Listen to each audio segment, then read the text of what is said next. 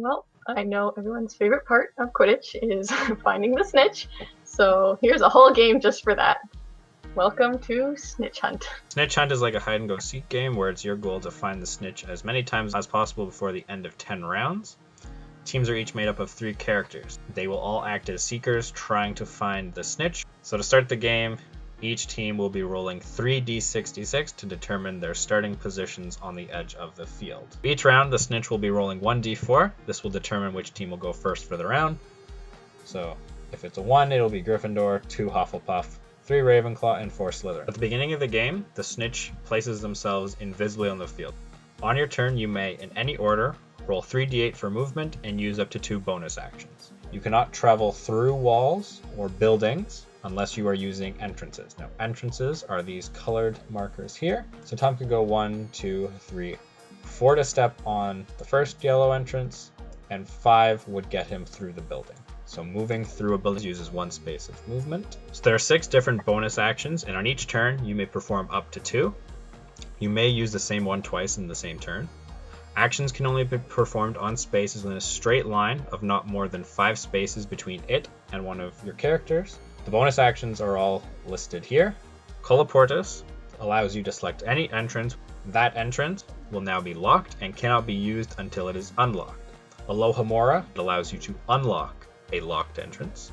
Apparate, you can select any character, either yours or an opponent's. You will roll 1d12 and randomly apparate them to an open entrance. Lumos can only be used when the snitch is invisible, but you can select any space. The snitch must tell you if they are either in or adjacent to that space. The Marauder's Map is also used when the snitch is invisible. The snitch must tell you which building they are closest to. And this will be whispered to you. It's between me and you, baby. And Locomotor Mortis, you can select any opposing character. On their next turn, that character must use that team's lowest dice roll. At the end of the first round, the snitch will make its movement. The snitch will be using 2d12s and it takes the higher roll. Once it has moved, it will reveal its position. So unlike regular Quidditch, you do not need to roll to catch the snitch. You simply need to either be in the same space as the snitch or adjacent to, and you can catch the snitch multiple times on the same turn. It is possible, however, that when it becomes Gryffindor's turn, they might apparate Grubbly Plank away from the snitch. That does not get rid of one of Hufflepuff's snitch catches. The snitch catches for Hufflepuff are determined at the end of their turn. So now play has progressed. Since the snitch was visible and it was caught, what will happen now is it will roll 2d12s and use one of those as the entrance as its new starting point, and then it'll roll 2d12 again, and it will use the higher roll there for movement.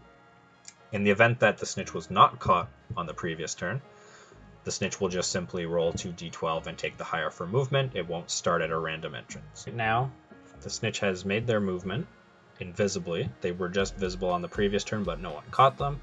So we've placed the old snitch marker here to indicate where the snitch just left from. A Gryffindor's roll, they're going to use their bonus actions. They have decided to use their Marauder's Map. So the snitch must whisper to them which building they are closest to.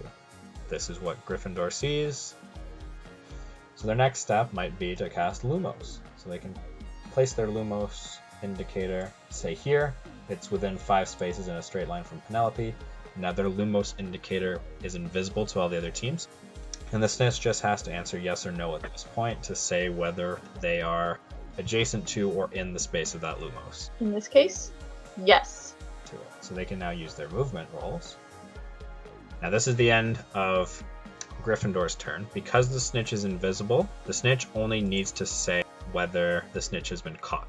Doesn't have to say who caught the snitch or where they are. They reveal themselves at the end of the round. I have been caught twice. Now the other teams know that Gryffindor has 2 snitch catches. So now the round has ended. All the teams have moved, and the snitch will now reveal their location. I am here, on top of Ewan. Ewan receives a same space invisible snitch catch. Penelope gets the adjacent invisible. Victoire also gets the adjacent invisible, and that's it.